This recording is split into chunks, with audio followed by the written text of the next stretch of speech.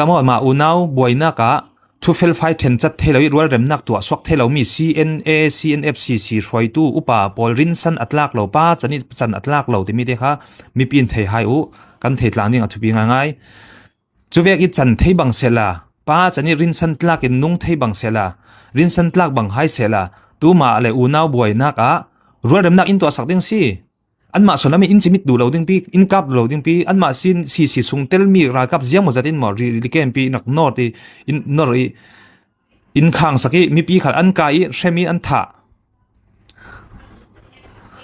chu kan malami vokan thai rol kan hun bet tha ten tong ka moi ten tong ka thlum ten rol rem nak du ten kan biak rem nuwa khati sonin satan thluang mangin mo khi shok shol satan thluang mang ro ri in khati shok shorin dunglam sonin inun kap let sol si chu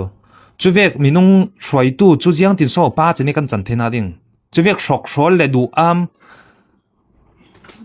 ham tam minung jiang ti so pa chani kan chan pa chan atlak lo ti mi de kha tu panhi na ke kan tar mi kha kadun sim fiang du sana si pa chan tlak bang sela chu hi kan ma una boina ka in roi kir thei ding si remna in to sak thei ding si remnak in to sak thelo long so tu himi ral thang pol kai tami pol la CNA lam in kan ma CNO CNF lam in nak pu let kir re ro tika hevek roi tu pol kom kuchunga zo si rinsan tlak in zo in mo rinsan tlak in chin rampia tun din thei ding in an ruwa san ban ding ruwa san theinak lam jin khala lo tu ni tlang kan ruwa san mi khala tel ha hai se